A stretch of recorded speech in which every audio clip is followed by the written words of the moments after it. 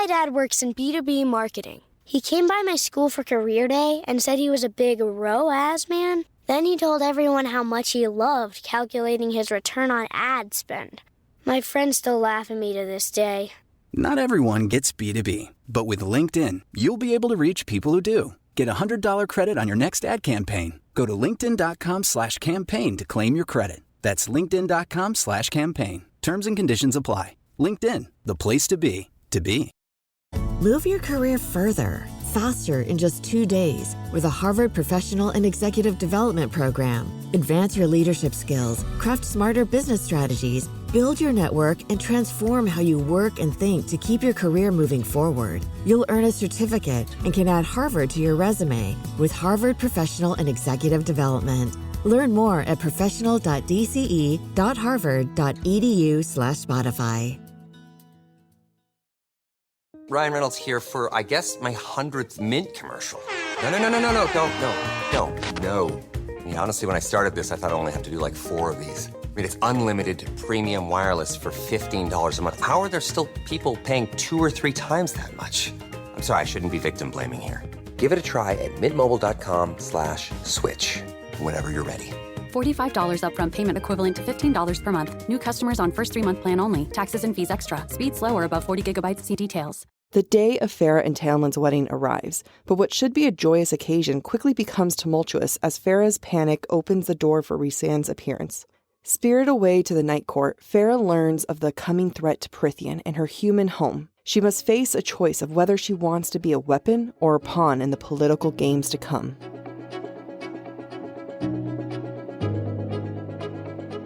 The views expressed by the hosts are entirely their own and in no way represent the thoughts or intentions of the original author. This podcast is a discussion shared to spark thought and conversation on the characters and themes of this novel. Though the hosts speak mostly within the constraints of this book, series spoilers may be discussed with or without warning.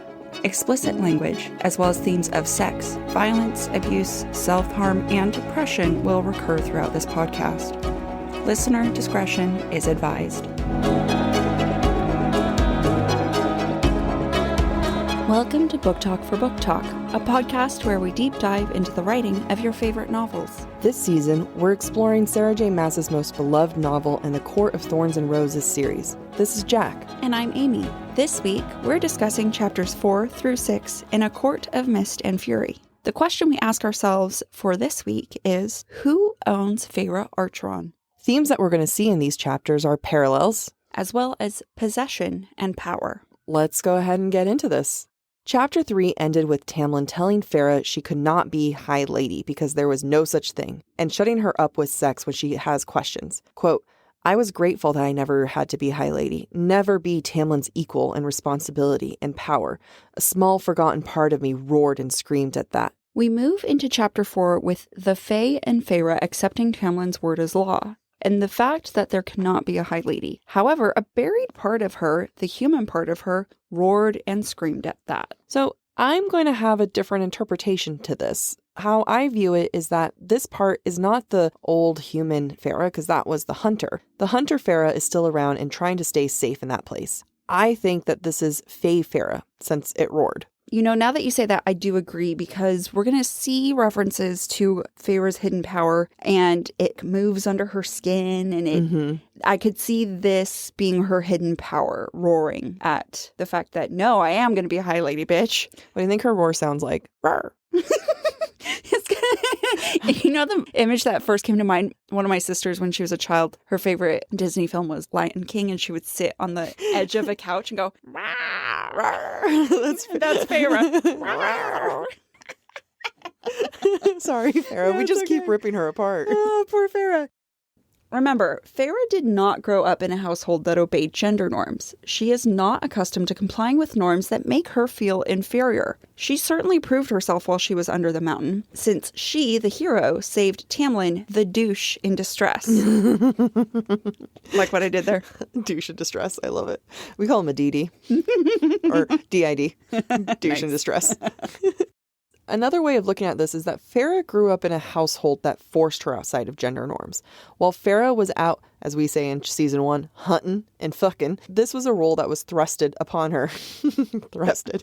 I didn't mean to do that. She grappled with the concept of the feminine throughout book 1, and now here we are at the start of book 2, and she's being forced into the feminine, except now she's struggling to connect with the masculine. Because a bride is not meant to be masculine on her wedding day. Oh my God. I can just hear Tamlin saying this. It's so a Tamlin thing. This and the events around the wedding are all a power play. Everything about this wedding is testing Feyre's willingness to comply with Tamlin, Ianthe, and what the High Fae and the Spring Court view as acceptable. Feyre's role as a remade female is ill-defined. All that we know and all that Feyre understands is she has to be feminine, how they view feminine, and that she's being forced to play by their rules. It's bullcockery, that's what that is. Rather than a wedding being used to celebrate love, this wedding is a race to tie her down. It's a use of control and power. Whoever has Feyre has the curse breaker, and nothing is more symbolic than that. As the curse breaker, she is forced to act happy, plaster on a smile, even though really she probably just wants to isolate. She's even taken hunting, but doesn't hunt. Is this because hunting is traumatic, or because she knows she's not technically allowed to hunt? What's crazy about this is that just a few chapters before, Feyre is begging Tamlin to let her hunt, and Tamlin has no right to, quote, let her do anything. Feyre is her own woman and she can do whatever. I will say, though, that only one chapter later, Feyre says that she can't hunt. Maybe on some level, Tamlin knew about her and her struggle with hunting, and that's why he didn't let her. I hate the term of letting anyone do anything. I'm not saying it's an excuse. It's not great. But this might be an understanding that Tamlin knows Feyre better than I might have originally gave him credit for. You know, and that's not actually how I read it. Now that I'm thinking about it, I think about the conversation Feyre is about to have with Hart and Bronn. Hunting in this situation is a sport. It's not about survival. Feyre offered to hunt to help the villagers survive. But in this setting, her wedding party and wedding group, friends or whatever, they just want to watch her do a thing. I love that. So my next note I have here is that Feyre is being passed around as possession, but that's actually sparking another thought. Typically, you have a father that walks the bride down to give her away. I hate how archaic it all sounds, but, he's giving away his daughter. It's crazy how Feyre is here to give herself away. Like, she's not walking down to be an equal. She's walking down the aisle to throw herself away. Like, she doesn't need her father to sell her. She's selling herself. She's selling herself to not be an equal, to be a possession, to be a consort. I hate the word consort too, but that's what she is. And to your point about the quote, Feyre has ultimately become a trophy. She is something to be shown off. Quote, the parties were a way to introduce me to his court, to give his people something to celebrate. Some of the Fae tell Feyre it would be an honor to hunt and ride with her. She thinks that, quote, Tamlin wouldn't allow me out with them in 1,000 years. Because she is his and he has to keep her by his side. For someone who wants to keep her by his side, he keeps leaving her at home. I know. You know what it is? It's like the really valuable thing that you keep locked away in your drawer because it's too valuable to wear, like a nice piece of jewelry or something. That's how I felt about my first perfume that I got in junior high, and it was Jennifer Lopez's Glow. And I thought it was so fancy and I never used it. I did that too for a decade or more. Yeah, we're like, oh, this is too nice. We can't use this perfume. I do that with perfume particularly. Yeah, I've worn the same perfume for like 8 or 9 years. So I've learned to let go of that. So Tamlin's philosophy of the world seems to be all else before Feyre. This exacerbates the perception that Feyre is nothing more than a possession. Tamlin constantly lies about his feelings to placate Feyre. Quote, he assured me that he hated gatherings as much as I did, but I caught Tamlin grinning sometimes, and truthfully, he deserved it, had earned it, and these people deserved it too. Feyre is putting everyone else before herself, just like everyone else is putting themselves before her. But on the flip side, Feyre is also resenting Tamlin for being happy. Tamlin is pretending to hate the parties for her sake, just like Feyre is pretending to like the parties for his sake. They're both pretending, neither are being honest, and both are miserable. She probably also resents Tamlin for feeling like he has permission to laugh and have all these things he deserves while she continues to be denied simple things like helping or leaving the manor. This is a great callback also at the end of this scene before the wedding to Thorns and Roses. Tamlin once asked Feyre when's the last time she laughed. And as readers, we probably haven't seen Feyre laugh since the day he gave her some dirty limericks. It's so sad that this is such a good point. And it's so sad because when you think about it, Rhysand really wants to see Feyre smile and that she's been struggling to smile for so long. But putting it in perspective, like she hasn't smiled since book 1. Right. Think about the times that Rhysand interacted with her in book 1, Under the Mountain. And before that, when he was attacking her mind in the dining room. Mm-hmm. And before that, when the other Fae were trying to capture her during Kalenmai. So yeah, he hasn't seen her smile ever. I know, right? Like, gee, I just want to see you smile. Like, you never smiled for me with your bone sticking out of your arm. This would never work for me. Like, I'm smiling now. I can't not smile. I'm an uncomfortable smiler. I'm a happy smiler. You're a sad smiler. I'm a sad smiler. It doesn't. Like, I haven't seen you smile in 3 minutes. Smile for me. What we're seeing in this scene before the wedding is that Feyre continues to live in denial and fools herself into thinking that once everyone else is happy, she will be too. That by doing what everyone else wants will solve the problem and her trauma. Quote, in a few hours, I'd be married. I'd have my happy ending, whether I deserved it or not. But this land, these people, they would have their happy ending too. The first few steps toward healing, toward peace, and then things would be fine. Then I'd be fine. I love this concept so much, the idea of having to earn something. What does it mean or look like to earn something, really? We can argue that the good things in life could just be an inherent right that every person has, that it shouldn't be monopolized or hoarded like a currency. On the other hand, in order to have something good, there always needs to be the opposite in order to show us how good is the good. So when we think about this moment, that Tamlin has earned happiness, quote, I caught Tamlin grinning sometimes. Truthfully, he deserved it. He'd earned it. Feyre is stuck with to believe that she doesn't deserve it. It's not a question if she's earned it, but it's a matter of if she's worthy. Feyre recognizes that she's done the work, she's earned being happy, but she still feels like she doesn't deserve it. Even if Feyre thought she deserved it, Ianthe is there to tell her she doesn't. I know. By the way, Ianthe, I didn't say this in episode 1, but Ianthe means she who delights. And I feel like she delights in torturing Feyre. I'll like it. I like it. She also delights in eating men alive. If all else fails, Ianthe is there to demonstrate to Feyre how a female is supposed to act. The only power females have is to woo men, at least from Ianthe's example. Feyre thinks of Ianthe, quote, she would inspire hordes of young females to join her order, not for worshipping their mother in cauldron, but to learn how she lived, how she could shine so brightly and love herself, move from male to male as if they were dishes at a banquet. I love this quote because it's reminiscent of our food is power theme from Thorns and Roses. The men here are to be devoured. They are prey. She is predator. Honestly, I can get on board with that, though. Like, just in general. That's how it should be. That is how it should be. To what extent, though, does Feyre despise this versus envy Ianthe? I think it's a very fine line between envy and hate. Feyre never actually speaks of Ianthe in a positive light. And I think Feyre knows that the power dynamics are off. There's an ongoing theme with Feyre in this book, and that's how she's dressed. Who dresses Feyre, how she's dressed, and is she actually being physically dressed? Like this passage when Feyre is getting ready. Quote, the gown I wore tonight was a gift from her being Ianthe. Spring court green, she called it. Alice had merely lingered while I dressed, unnervingly silent, letting Ianthe claim her usual duties. Alice just sits there and watches because her power has now been taken away by Ianthe, just as Feyre's power has been taken away by Ianthe. Because Ianthe is high fae and can do whatever she wants. She's just a dirty little power taker. She is a dirty little power taker. Needless to say, Feyre has a piss-poor attitude when her wedding is about to take place. But can we blame her? I title this section, Guilt is the Best Accessory for a Wedding Day. It's such a great title for a section. Thank you. I feel like someone needs to use that somewhere. Everything about the people who are present for this wedding and the festivities are reminding Feyre of Under the Mountain.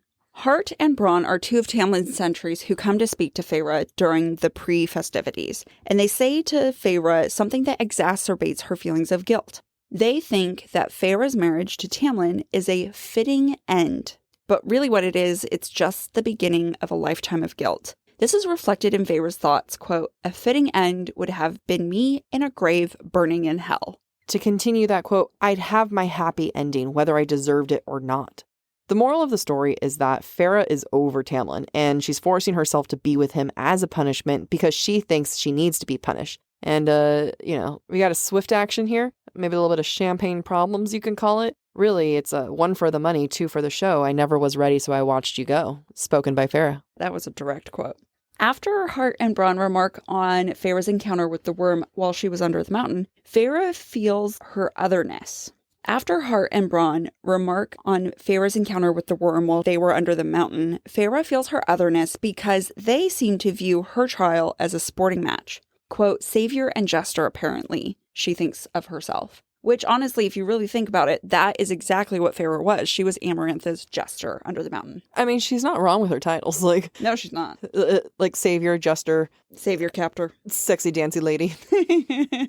So remember this moment with Hart and Bronn and what they say to her about the worm. Because Cassian makes a very similar comment about the worm to her. This is mirroring, and it also shows just how done Feyre is with the whole Spring Court, because she's willing to accept it from Cassian later. Yeah, I have thoughts about that, but I'll wait till we get to that chapter. Oh, thoughts.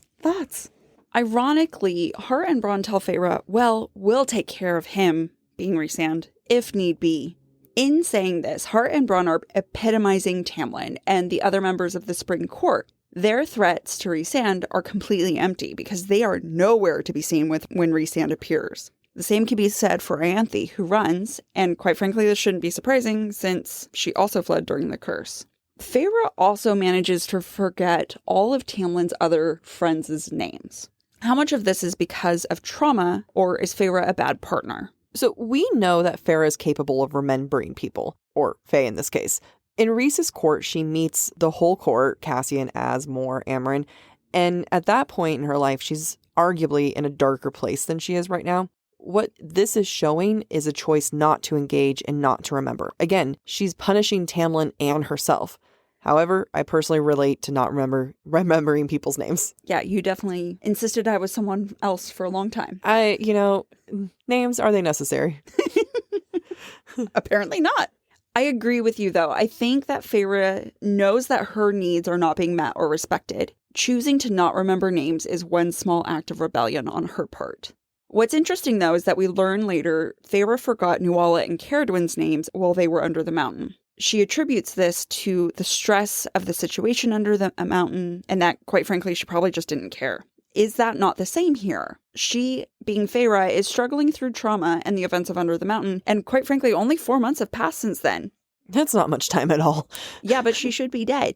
Yeah, that's fair. She should be 4 months dead. She should be 4 months in the grave. Yeah, that's fair. No time at all.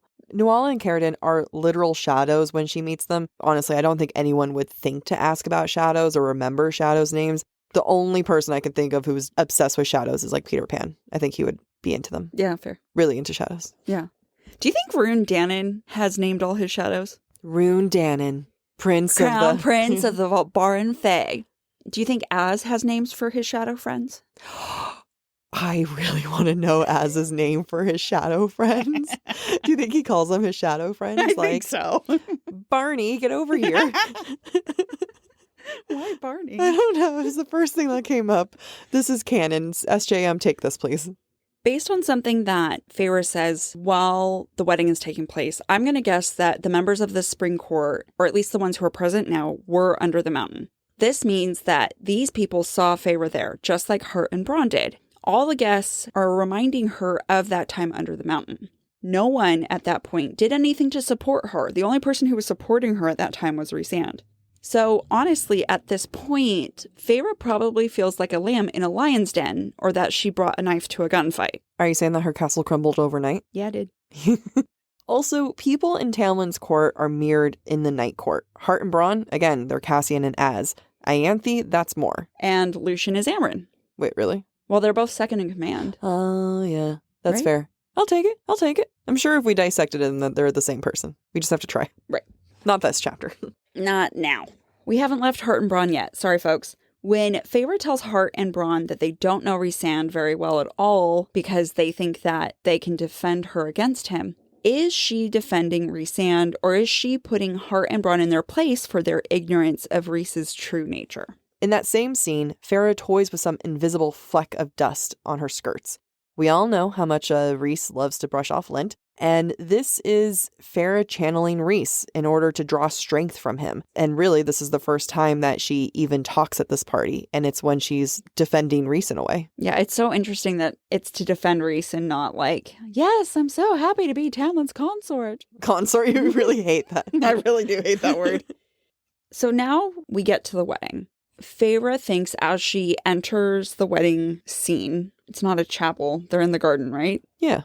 So as she's approaching the garden, quote, "Not since my last trial had so many gathered to watch me, judge me, all in finery so similar to what they'd worn under the mountain, their faces blurred and melded." I always wondered what Feyre's wedding dress was supposed to represent. When you think about this setting, the people there, as she says, look like how they did under the mountain. If we remember, under the mountain, Feyre looked like Rhys's plaything. So this is the exact opposite of that human girl plaything. This is Tamlin showing the world that she belongs to him and not Rhysand. That's a really great point, because I also wondered, why is this dress so ugly? Yeah, they really tried to make it as ugly as possible. I mean, on what level is it making her less desirable? Unless, Tamlin's really into cupcakes. Also that. He just gets a little tingly. I feel like one of our listeners called her a cream puff, and I feel like that's accurate. He's just trying to add all the layers, because the last time all these people saw her, I mean, not the last time, but everyone's basically seen her naked. Yeah, that's true. So he's trying to cover it all up with a big old cream puff. And like you said, he's been working on re-virginizing her. Yeah, so now it's just one big hymen. That's not where I was going. I'm so sorry. I'm so sorry. So, excluding the hymen comment, this is all important setup for what happens next. Just like earlier in the chapter, everything leading up to the walk down the aisle is setting Feyre up to remember events under the mountain. Thus, when she sees the red petals, like blood, they remind her of the murders she committed during the last trial. Is it possible she's afraid to approach Tamlin specifically because she does not want to relive the act of stabbing him? Ooh, I love this point. Let's take it one step further. In the prologue, one of the fairies that Feyre has to kill isn't Tamlin, but her. So maybe at this moment she's afraid of approaching him because her and Tamlin are the same. And in order to kill one, she has to kill the other. That's a really good point. Oh, thank you. Then what does it say of her wanting to kill herself all the time? Because then she really wants to kill Tamlin. Apparently. He is not safe. No. So let's also talk about the physical setup of this situation. Tamlin is standing by Ianthe at the dais. In some ways, this parallels the positioning of the last trial with Amarantha. Maybe Feyre subconsciously fears walking to her doom where Tamlin stood mute next to Amarantha. I love that you pointed this out because Tamlin just can't stop being one step below a evil, powerful woman. Oh, good point. Yeah. Does that make him blind or complacent or lazy? He's always trying to be one step ahead, but women just tend to be and not the good women, tend to be one step above him. Good point. So one more side note related to Under the Mountain. As Feyre approached Amarantha at the dais before the last trial, the Fae in the company motioned to her the sign for the honored dead. Is it possible Feyre is remembering that as she's walking down the aisle and that they're honoring her before her death? Oh, I like that. I like that a lot. Isn't that really macabre? I feel like Amren would be into that for her own wedding. Probably. Right? Let's be real. Amren doesn't believe in marriage as an institution. Oh, not at all. So we know Feyre is in a dark place when she views herself in contrasts, just like she did in the prologue. Quote, "They were so unaware of the true extent of how broken and dark I was inside, how unfit I was to be clothed in white when my hands were so filthy. Nothing is going Feyre's way today. Ianthe must see this and is using it to her advantage to torture Feyre. Think about how before the start of the ceremony, Ianthe hand delivers elbow-length silk gloves to hide the markings of Feyre's tattoos. Even though it is supposed to come across as a thoughtful gift, instead, it's making Feyre feel shame. As we mentioned before, Feyre said no to red at the wedding to Ianthe in Chapter 2, yet there are red flower petals on the aisle thanks to Ianthe. Whenever I think about this, I just imagine Feyre writing a Reddit, "Am I the asshole?" Yes. I ran out on my own wedding. This woman who clearly wants to be with my fiance put red petals on the floor even though I have PTSD. Am I the asshole? Yes. No. No, she's not the asshole. No, I'm joking. Okay, She's not the asshole. Ianthe is also smiling as Feyre is panicking at the ceremony. When Feyre is at her wit's end and about to break down, Ianthe exacerbates the situation by saying, "Let good triumph at last." This just shows that the wedding has nothing to do with Feyre and Tamlin and their love. Mic drop. So true. Boom. It is no surprise then that this wedding was doomed, regardless of whether Feyre really wanted to go through with it. It doesn't help that Tamlin is resplendent. While Feyre thinks it's for her, I really think he's just showing off. He knows the day is about him, and that Feyre as a possession is there to make him look good. So, why not remove some of that glamour on him? Yes, I agree with this so much. Although if I was resplendent, I'd glow all the time. Yeah, why not? I know. That's what filters are for. If you're not on the bandwagon about this wedding being doomed, then you may have missed the clues that signaled Rhysand's impending arrival.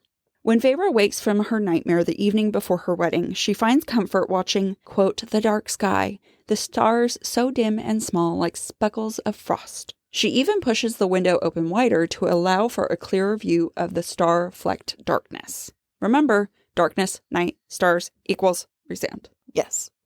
Even Rhysand's arrival coincides with the setting of the sun at the ceremony, which, by the way, was planned to occur at sunset. And I really just feel like they were asking for trouble. They really were. Like, shouldn't they have, like, I don't know, a nice noon wedding? Yeah, high noon. Sounds great. Just be done by 1. Chapter 5 opens to the arrival of the most powerful High Lord in Prythian history, and it's no surprise to anyone that everyone else is tucking tail and running. So let's talk about power dynamics. Ianthe. For someone whom Feyre envies and is supposedly a female Feyre should aspire to be, or at least is better suited to be Tamlin's mate, Ianthe flees pretty quickly at the sight of Rhysand.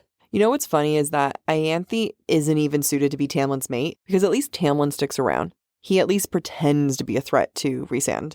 How much of Ianthe running is because she has no power versus Rhys actually knows who she is and... Oh, right, because she tries to sexually assault him? Yeah. Yeah, that's a good point. And, doesn't want to be called out for it? Mm-hmm. Tamlin, as you mentioned, sticks around. Despite being at his full power, though, he retreats into his old self. This is mirrored by the fleeing members of the Spring Court. I'm going to read a little bit of a quote. "Get the hell out," growled Tamlin, stalking toward us. Claws ripped from his knuckles. When he faced us again, after seeing Ianthe has fled, the claws had eased halfway back into his hands. Tamlin took a single step toward me, his golden face turning sallow. "Name your price." But Tamlin didn't move, and those claws were wholly replaced by smooth skin. This is a lot like Rhysand's first encounter with Tamlin and Feyre in the dining room from Thorns and Roses. And remember how Feyre was, really outraged then? Mm-hmm. It also mirrors Tamlin's impassiveness under the mountain. Yeah, it does. Because he's a wimp. Or he doesn't care. I don't know. We'll never know. We'll never know.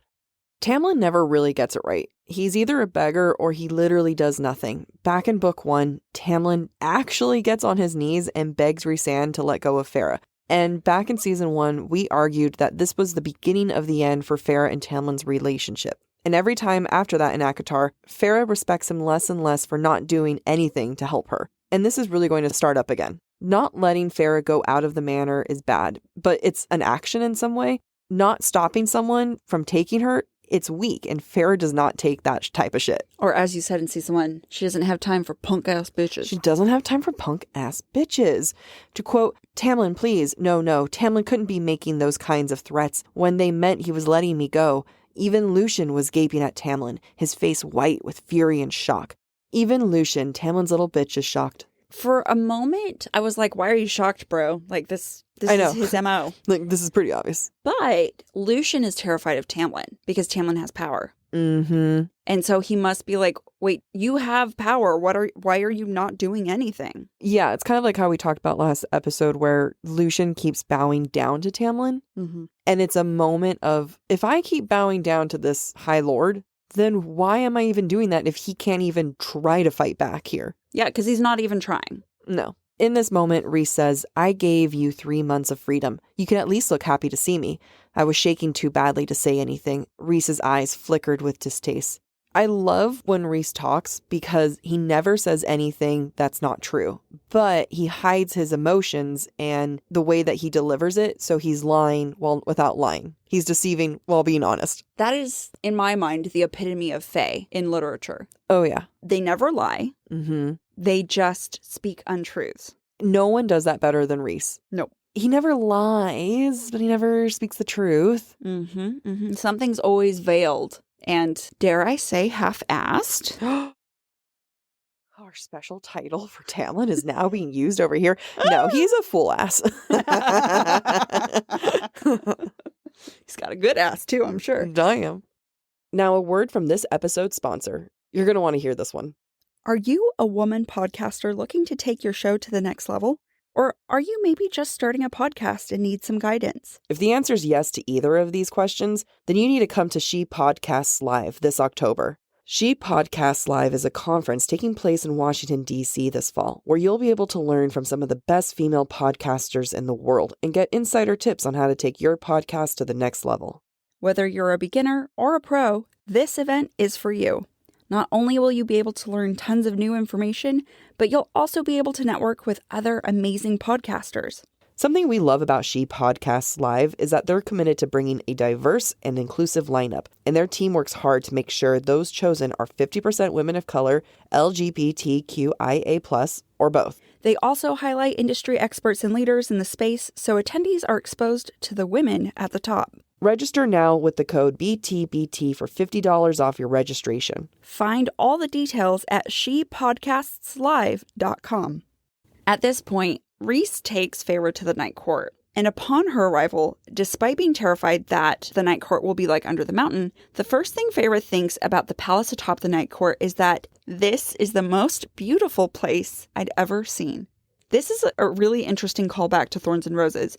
Rhysand was the most beautiful man she had ever seen when she first met him. And this isn't going to be the last time that SJM uses this turn of phrase. What I find even more fascinating is that Feyre never uses this to describe the Spring Court. She has a natural affinity to night and stars, so it makes sense, but still. In this new, strange, home, castle, place that she's staying, residence, the windows are wide open to show the obvious contrast between her feeling trapped in the Spring Court and then finding the peace in the Night Court. Plus, it's open to the elements and it shows the seasons that she's missed. Even the way Rhys looks is hard for Feyre. To quote, his skin was darker than I remembered, golden now, rather than pale from being locked under the mountain for 50 years. Rhys is the physical representation of a post-mountain life that represents change and the fact that growth is possible. He physically looks different, unlike Tamlin, who stayed the same, both physically and emotionally, despite, or rather, especially, since the mask has been removed. Because that's really the only thing that's changed about Tamlin. Yeah, the mask has been removed, but... And now he has knives in his bandolier. Good job, you upgraded to knives. But, his mask has been removed and... He's still the same. And he's still the same. If anything, he's more him. This makes me think of a quote I'm going to read later in the episode. It's going to be a good quote. Ultimately, Tamlin and Rhysand are the same story. The only difference is that Rhysand is eventually going to open up and be open to emotional intimacy. And he's self-aware of his own emotions. Quote, Rhys gave no warning as he gripped my arm, snarling softly, and tore off the glove. His touch was like a brand and I flinched, yielding a step. But he held firm until he'd gotten both gloves off.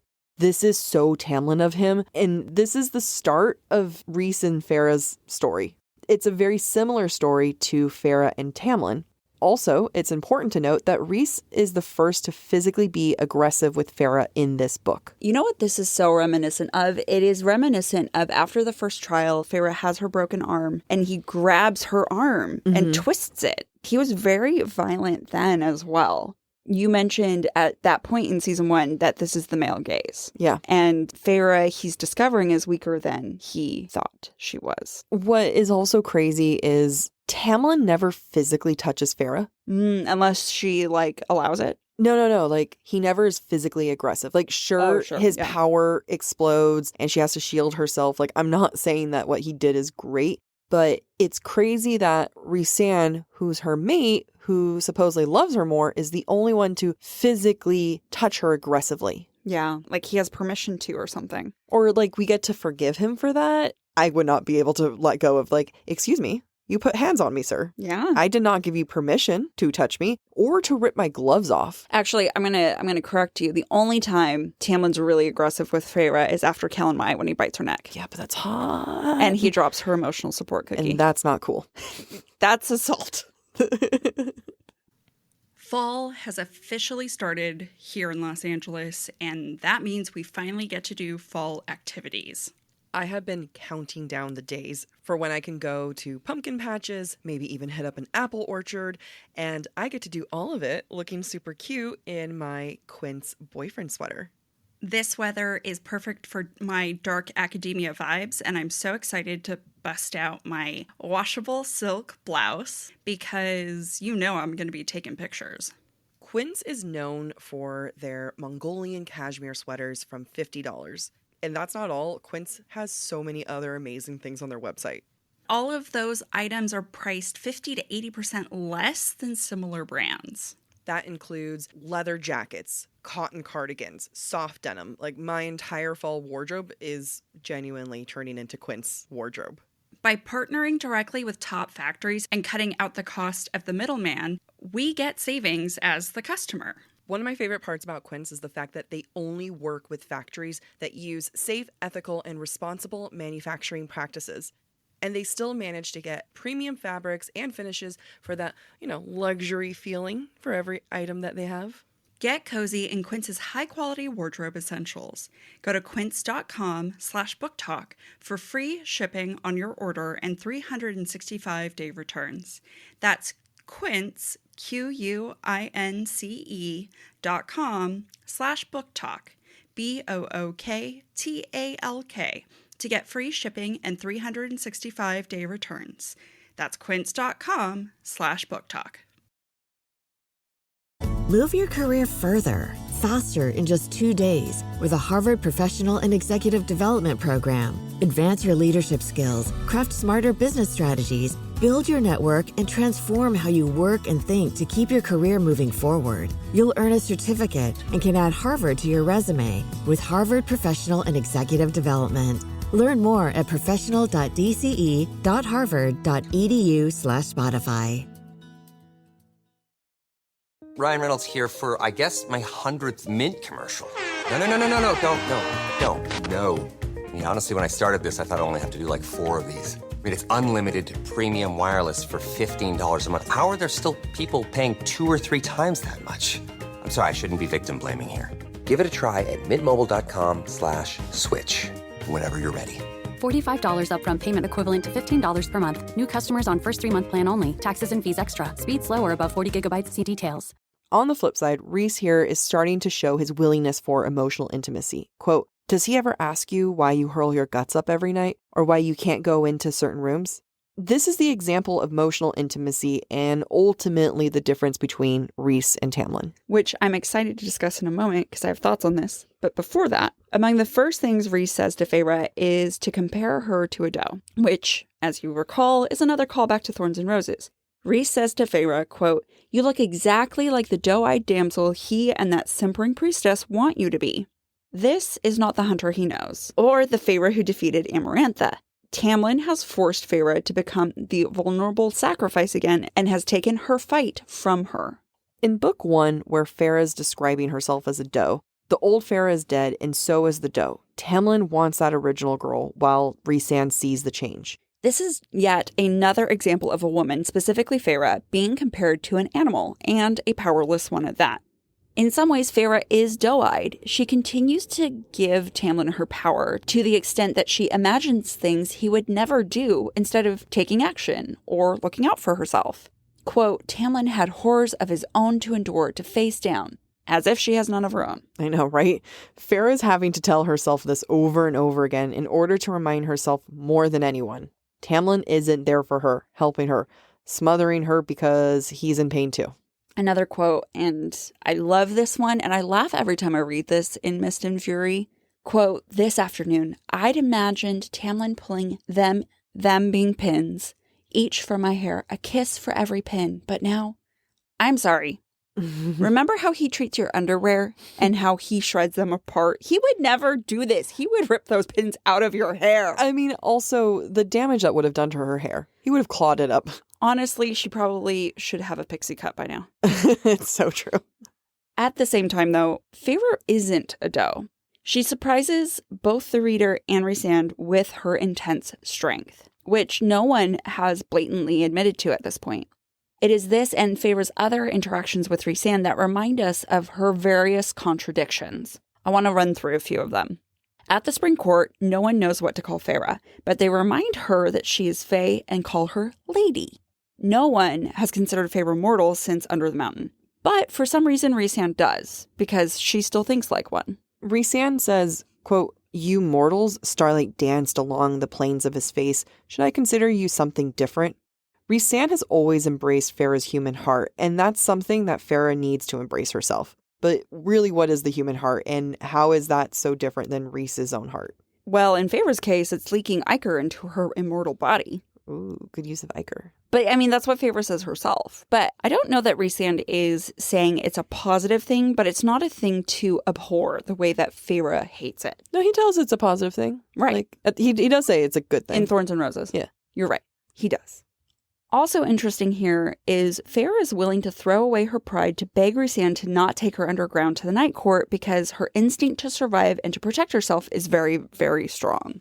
Feyre says, I'd lost any sort of qualms about what lines I'd cross to survive. While I love that survivor Feyre is here and the fact that we haven't lost her, the line that Feyre is referring to is her killing innocent fairies.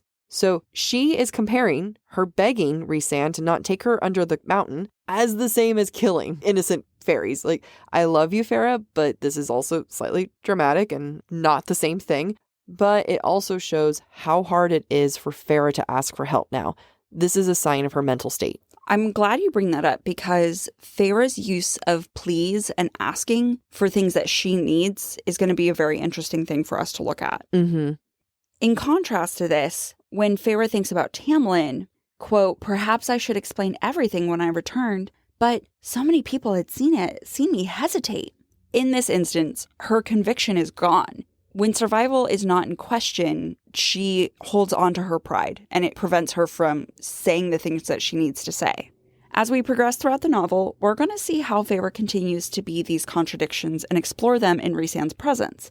It is interesting that Feyre is willing to be these contrasting aspects of herself when she's around Rhysand, and it signals to me a different level of comfort with Rhys than she ever experienced with Tamlin, whose persona she's always trying to adopt. Also, Feyre calls Rhys a prick here, and I'm going to continue to point this out because the use of the word prick in this book is just so much. And maybe at the last episode, I'll count them all up for you guys, but Sarah J. Maas uses the word prick a lot. Very liberally, considering the fact she never used it in Thorns and Roses. Yeah, very liberally. In future episodes, we will explore the issue of Feyre's strength as her powers develop. For now, it's important to point out that Feyre is underplaying her new strength because it makes others uncomfortable at the Spring Court. This is the first time we see the true extent of her strength, and that, my dear friends, as I will continue to say, makes her an unreliable narrator. She's even more unreliable now than she was in the first book. No, totally. Yeah. But again, that doesn't make her a bad character. We're not bashing her for that. It's just unreliable characters are a thing, and she's it. If we really stop to think about it, anytime any of us have gone through something traumatic or we're not prepared to change, we lie to ourselves about all sorts of things. Oh my God, lived a long day. The things I've lied to myself about. So, we are Feyre. Feyre is us. And we go get an Illyrian warrior now. Yes, please. Okay. Mail order Illyrian warrior. Yes. When Feyre and Rhys start to fight, we see two things. Quote, red exploded in my vision and I couldn't breathe fast enough, couldn't think above the roar in my head. Red, while it's a usual sign of anger, also means death for Feyre up until now. Now that she's with Rhys, red starts to change the definition of it. Really, loving him was red. Blue like I've never known. Together, they make violet. Oh my God, it's been there all along. Taylor knew. Taylor knew. Another quote, I dare you. Temper, he had to be in some mood today to let his temper show this much. This is just like Tamlin. The two are mirrored. It's so true. And at this point in time, if you're a new reader, you don't like Rhysand yet, potentially. I liked him. I mean, I did too. Put a hot character in front of me. I don't care. But it is very intentional that they are very alike. I don't think people talk about this enough on TikTok and in general. I did not pick up how similar Rhys and Tamlin really are until we started critically reading. And then it was the most obvious, glaring thing that Sarah J. Maas did is like, these are one and the same. They are. They're different sides of the same coin. Mm-hmm. If even that. Maybe not. Maybe they're both the head side of a coin. One side went to therapy. The other side did not. Your choice. Yes. One of the things that Feyre tells Rhysand when he's trying to, I don't know, get her to say anything, she tells him, I wish to roam home. Home, as we've talked about, is a very important theme in this novel. As a newly made being, it is natural that the idea of home will come into question, especially when Feyre no longer sees value in herself. Though she calls the Spring Court home later on, does Feyre actually know where her home is right now? If you think about it, Feyre pukes up her guts every night at the Spring Court. And we're going to start to see that the fears and the reactions that she has when she's in the Spring Court fade away while she's at the Night Court. Also, the bedroom is comfortable. If her bedroom in the Spring Court has a cracked window, that seems like a problem to me. Alice sounds like she's been real lazy there. Maybe it wasn't Alice. Maybe it was some other. No, Alice is in Fairy. charge of things. She's in and out of that room. That's true. Shouldn't she have reported it? She should have reported it, and someone should have fixed it. Really, the service here has really gone down. But the bedroom here in the Night Court is comfortable. My room was a dream, open, airy, plush, and calm. The clothes are soft and warm, unlike her wedding dress. The clothes of the Night Court are comfortable and easy to move in, to run. Here are some thoughts before we go forward. The way Feyre starts this story with Rhysand, with A Court of Mist and Fury, it's the same way she started it with Tamlin. Both times she's been taken because of some deal. She's treated with more kindness than she expects. Her hunter-survivor instinct comes out when she's trapped in a room, and she's spending time with a man she doesn't want to but can't get away from. Such a fucking good point. Thank you. Sorry, I interrupted. No, I love it. I mean, go ahead, compliment me. Quote, even if he'd saved me, I choked on the word, from having to refuse Tamlin. In Thorns and Roses, Feyre very early on calls Tamlin her, quote, savior, captor. And it's happening again. Rhysand is her savior, but also her captor, similar to Tamlin at the beginning of A Court of Thorns and Roses. Quote, I had to explain that there couldn't be a wedding, not for a while yet. Maybe I'd wait until the mating bond snapped into place, until I knew for sure I couldn't be some mistake, that I was worthy of him. Maybe wait until he, too, had faced his nightmare stalking him. Feyre wants this emotional intimacy, and she's craving to heal, but that's not something Tamlin is even able to give her, now or maybe ever. On another level, she's still using Tamlin as a punishment. He is the measuring stick for her to determine if she's healed and worthy of him. But how can you use a measuring stick that's also broken? Am I right? Am I right? Such a good point. Sometimes you just don't know the answer until someone's on their knees asking you. She would have made such a lovely bride. It's a shame that she's fucked in the head, they said. I hope people don't get tired of our Taylor Swift references. This is a very Taylor Swift heavy episode. It is. So I only kind of talked about the bedroom before, but I want to go back to it because it's actually very important. When Feyre first enters the Spring Court in Thorns and Roses, Feyre is amazed at the wealth. She remarks that the curtains in her bedroom could have bought an estate or something for her family. Now, Feyre is accustomed to the wealth in the Spring Court, but the Night Court residence amazes her and is fit for an empress. In my mind, Sarah J. Maas is conveying the superiority of the Night Court over the Spring Court through the descriptions of the bedrooms. There's more wealth, comfort, and style here than compared to the Spring Court. Yes, on one hand, it defies expectations, both of the readers and Feyre, but more importantly, Rhysand is showing up Tamlin at every turn. It also mirrors the way that Feyre entered the Spring Court. She came from somewhere poor to somewhere rich, from somewhere scrappy to somewhere elegant and nice. And when she's met with wealth, she doesn't know what to do with it, both in ACOTAR and in Mist and Fury. Also, that bathtub. You can tell there's not a drought in the Night Court. It's true. That's all I can think about is like, oh, that's a lot of water wasted.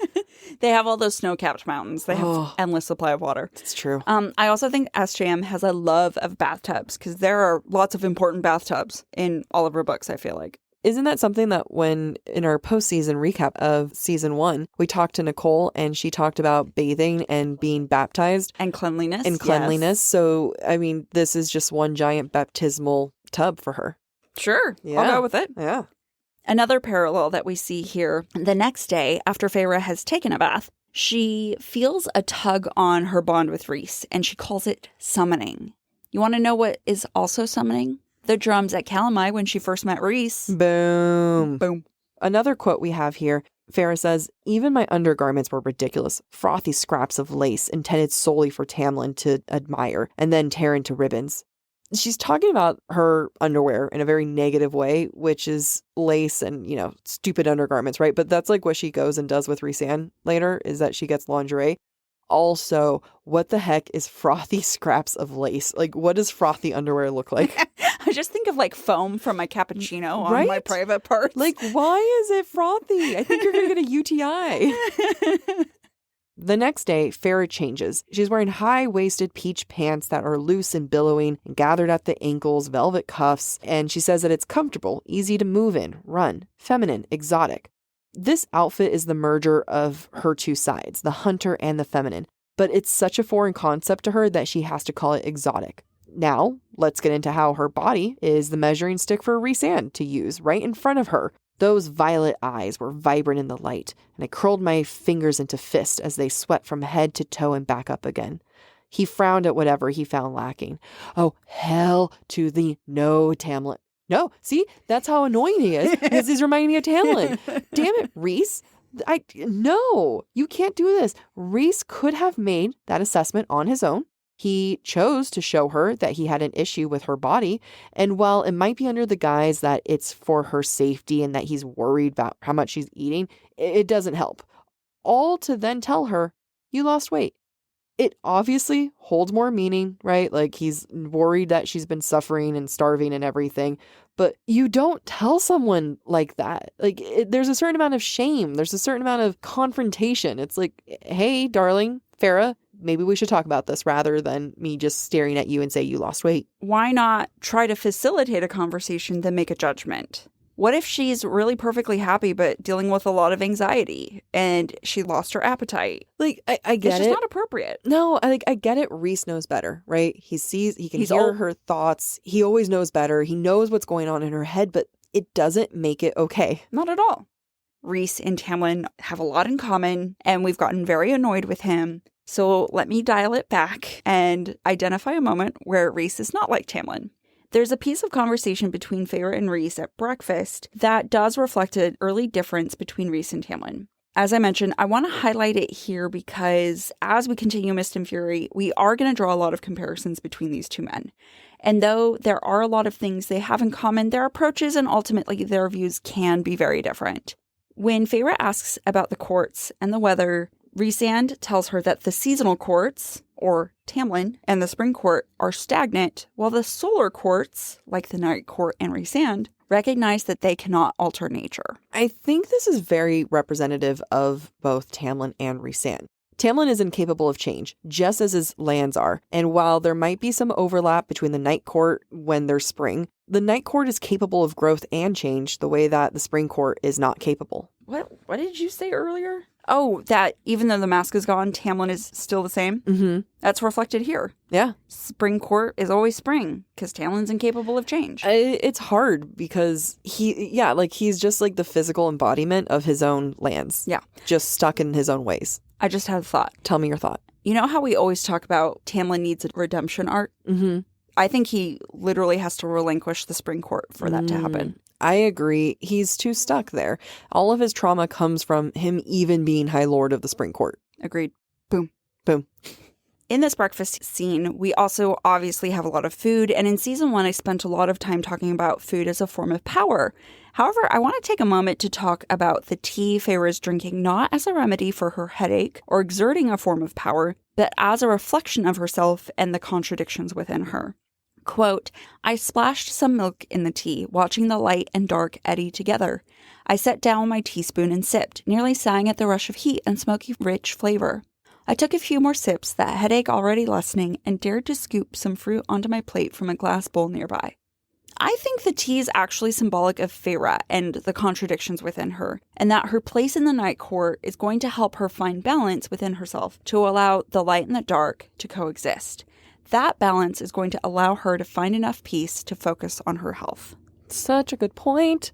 We're going to see throughout the novel how she finds balance with a lot of these contradictions that, quite frankly, are of her own creation sometimes. Mm-hmm. So now we're going to enter chapter 6 and a section we called Rhys has a temper tantrum. Quote, what else he and Ianthe will deem appropriate for you? Make menus for dinner parties, write thank you letters for all those wedding gifts, embroider sweet phrases on a pillow? So when I first read this, I asked if Rhys was attacking feminine tropes or the fact that she can't read. At first glance, he comes off as a very unfeminist feminist, the type of person who thinks that all women shouldn't embrace these certain aspects, when in actuality, women should just do whatever the hell they want. Just gonna throw that out there. Mm-hmm. But when I read it again, I see that Rhys is attacking their expectations of Feyre without preparing her. Another quote, his gaze raked over me again, as if he could see beneath my peach fabric, through the skin to the shredded soul beneath. Feyre's starting to let him in a bit more. She's assuming that he's able to see her broken bits. And again, this is all about mindset. She's in a really vulnerable place. And when Feyre pushes back, she says, don't get me started on what you did to me under the mountain. Rhys went still. Then his chest began to move faster and faster.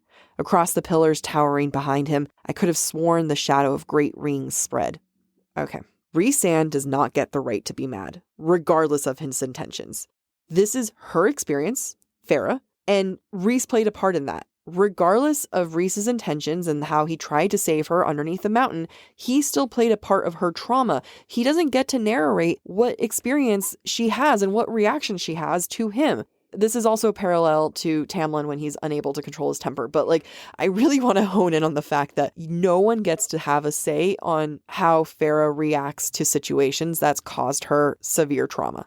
Later in this novel, Feyre is going to observe that Rhysand wears many metaphorical masks, right? He's a different person depending on the situation. And he doesn't get to be mad that the mask he chose, which was his gray moral character mask, came across as a douche. He caused her trauma by making the choices that he made. And it doesn't matter how much you're doing it for someone's greater good. No, you did the damage. Now you made the bed. Now you have to lie in it. And, you want to know how you could have avoided this? Maybe communication. Maybe provide some information. No one tells Feyre anything. This entire, what was it we said last time? I don't know. Her memoir should be tell me please, something. Yeah, give me some information, just please. Give Feyre some info. World peace would be solved by now if people would just tell Feyre. Yep. So as part of chapter 6, we are introduced to Mor. And Mor is a very cheaply written character. At least in the beginning.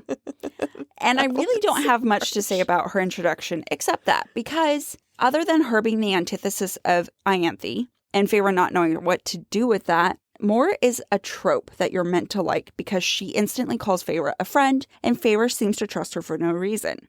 Granted, as the story goes along, we actually like Mor, but I definitely doubted her my first read-through because I'm a pessimistic bitch. There's no work that's been done initially here. Yes, we do see the connection between the two women, but there's nothing here. Every time I read, you told me to come here whenever I liked. So what better time than now when you brought my new friend to finally meet me? No, I can't handle it. You don't know me. You don't know my life. Thank the cauldron that Mor ends up being cool, because that was an extremely rough start for me. Are we mean that if someone comes up to us, they're like, hi, friend, we're just like, go away. Screw you. I don't trust you. I don't trust people who call me their friend. Not in the first second. She doesn't even talk to Feyre at that point, right? Yep. She hasn't said a word. She hasn't even looked to her. It's just maybe she has. I don't know. She's not had a private conversation with her and is immediately like, you're my friend. No, we're barely acquaintances, lady. Best at that. So that rant aside, what I paid more attention to in Chapter 6 is the way Rhysand is careful with Feyre and how he takes advantage of the bond to inform his interactions with her. This goes back to something you said earlier, Jac. Rhys takes advantage. And I don't care who comes at me, he takes advantage of the tools that he has because that's how he's survived. Yeah. I mean, his entire story is that he just keeps getting lucky that he's right. He thinks he knows right, and he's just lucky that he happens to be right. And it just fuels him more. It's true. It's so annoying. But in a good way, I don't know. So we know that Rhysand has been seeing Feyre throw up because he calls her out on it, and she's scrawny as hell.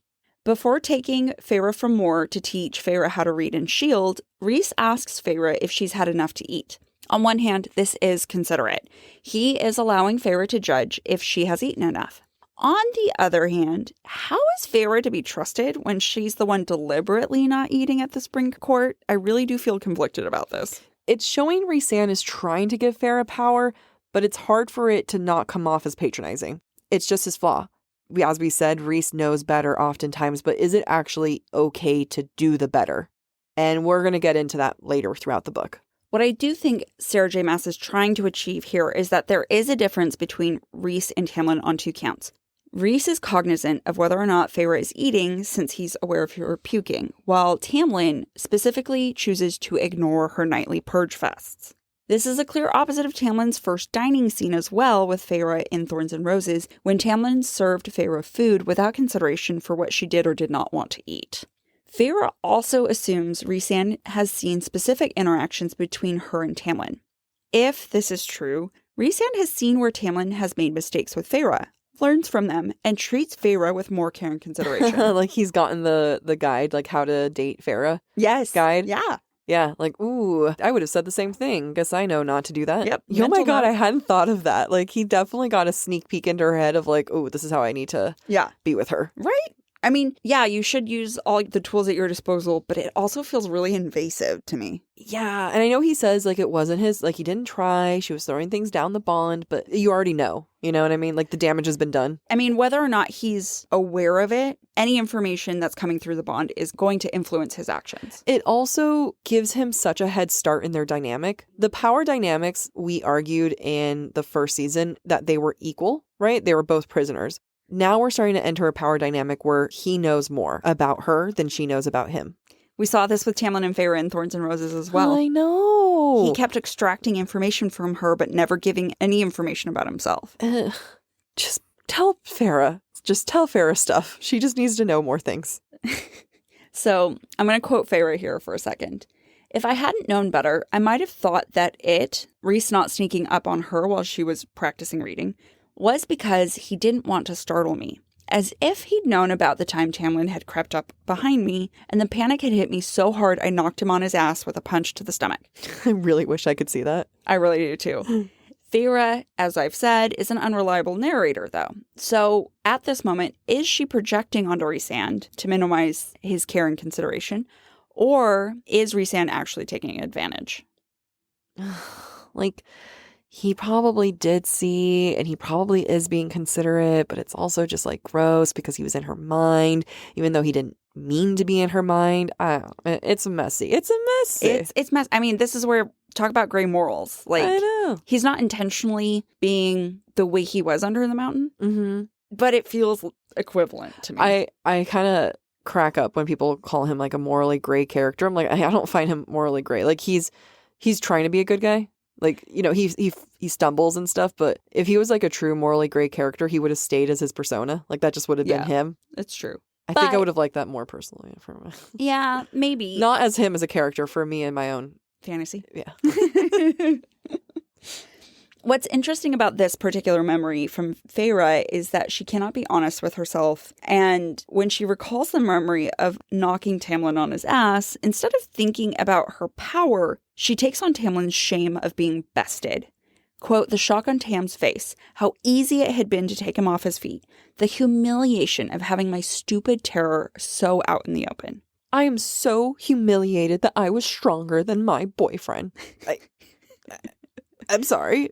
I would never live that down. constantly. Be like, hey, remember the time I kicked your ass? Right. But what this is a sign that Feyre's been conditioned to view her powers with trepidation, with shame, and that she's developed a desire to ignore or bury her powers because that's what's best for Tamlin. He does it all the time. In Rhysand's defense, when she hits him with her shoe, at least he's like, try it again, I dare you. That's the Rhysand I wish that had stuck around. Yeah, I agree. Yeah. As Feyre and Rhysand are talking, she says, I'm not that stupid. I twisted my finger in my lap, then pinned my restless hand under my thighs. I didn't say you were stupid. All right. So this is where we're really seeing the big difference between Rhys and Tamlin. Rhys wants to empower Feyre any way he can, one of which is how to learn how to read. Granted, this all comes with his own double meetings because he needs her to read later on, but he's empowering her. I'll give it to him. Go ahead. Take it, Rhys. 1 point for Rhys. 1/2 point for Rhys. I'll give him a 1/2 point, yeah. I mean, to go back to something you were saying about gray morals, Rhysand does really want to be good. He really does care for Feyre. And, I mean, it's just like Tamlin did, I think, care for Feyre as well. I just don't like his delivery. No. I mean, I'll like his delivery later, maybe, when he's eating soup. Okay, this is horrible. We might need to edit this out. Okay. His delivery sucks, right? And I'm mad that he calls out to her like, you've lost weight. What if Feyre coped with stress the opposite way and she gained weight? Oh. Like, it's not okay to point that out. Maybe we keep this in. I think it's a good point. No, I think it's a good point. What would he say? Oh, you got fat? Yeah. Looks her up and down. You've gained weight. like just because she's lost weight, that's like we're allowed to point that out. No, it's his delivery's a little rough. Yeah, it is. But again, we're not necessarily supposed to like him at this point. So to what extent is that intentional on Sarah J. Maas's part? Fair. Rhysand gets a chance to explain his actions. Quote, maybe I resent the idea of you letting those sycophants and warmongering fools in the Supreme Court make you feel inadequate. Maybe I indeed enjoy seeing you squirm. Again, Rhysand is using honesty as a weapon. Another quote, I don't want to talk about anything related to that being what Rhysand did for her under the mountain. With you or them. No, because it's much easier to pretend it never happened and let them coddle you. They had you wrapped up like a present, like you were his reward. So, that's Feyre responding. Feyre understands that she's a hypocrite and she gets it. And we're starting to see the cracks begin to unraveling. We're starting to see the cracks emerge. Spread? I don't know. We're starting to see the cracks here. I love that he says, like you were his reward. I mean, it just implies that he's pissed off that Tamlin has Feyre and he doesn't. It really sounds like you were his reward. And I feel like the subtext is, and not my reward. Yeah, exactly. You should have been mine. Yeah, like he's not angry that Feyre is a reward. He's angry that she's Tamlin's reward. Exactly. When Rhysand, yes, is the one who did all the work underneath the mountain, 100%. I'll give that to him. But I can see the possessiveness there too. Which I think we're only going to continue to explore. Funny enough, that's not the part I'm angry about. So now we head into the breadcrumb section in chapter 4. Quote, the thing inside me was roiling now, my body shaking with the building force of it as it hunted for a way out. This, I think, is speaking to her power and maybe even the water wolves. In chapter 6, Rhysand says, you're going to be a High Lord's wife. He's not wrong. He is not wrong. But you know what she's also going to be? A High Lady. That's right, not a fucking consort. Trigger warning before we get into answering our question. When we discuss this question, we're going to be talking about death and basically suicide. So the question we asked ourselves at the beginning was, who owns Feyre Archeron? I will answer your question with another question. Who doesn't own Feyre Archeron? Excellent. Feyre herself. Yeah, Feyre herself. Because if Feyre owned Feyre, she would be dead. Oh, that's dark, but so true. Right? I mean, she doesn't want to be alive. That's so dark, but true. You're right. Sorry. But Feyre will recover. She will recover. And I think we're going to see her take back her power and take back claim over herself. It's going to take a while to get there. It's going to be a journey. And we hope everyone is patient enough to go along with us. because we have 13 more episodes to go. A lot more episodes. Yep, A lot 13 more more episodes. episodes.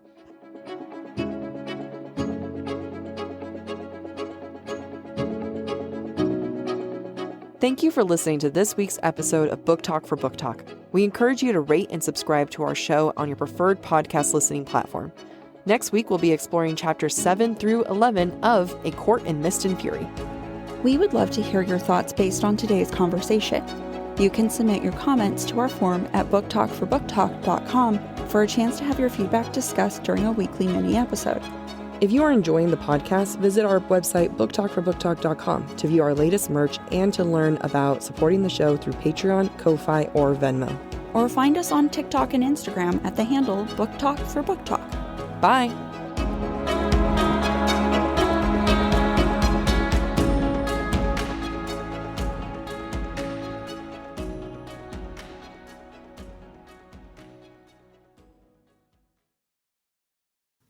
Fall has officially started here in Los Angeles, and that means we finally get to do fall activities. I have been counting down the days for when I can go to pumpkin patches, maybe even hit up an apple orchard, and I get to do all of it looking super cute in my Quince boyfriend sweater. This weather is perfect for my dark academia vibes, and I'm so excited to bust out my washable silk blouse because you know I'm going to be taking pictures. Quince is known for their Mongolian cashmere sweaters from $50. And that's not all. Quince has so many other amazing things on their website. All of those items are priced 50 to 80% less than similar brands. That includes leather jackets, cotton cardigans, soft denim. Like, my entire fall wardrobe is genuinely turning into Quince wardrobe. By partnering directly with top factories and cutting out the cost of the middleman, we get savings as the customer. One of my favorite parts about Quince is the fact that they only work with factories that use safe, ethical, and responsible manufacturing practices. And they still manage to get premium fabrics and finishes for that, luxury feeling for every item that they have. Get cozy in Quince's high-quality wardrobe essentials. Go to quince.com/booktalk for free shipping on your order and 365-day returns. That's Quince, QUINCE.com/booktalk, BOOKTALK, to get free shipping and 365-day returns. That's quince.com/booktalk.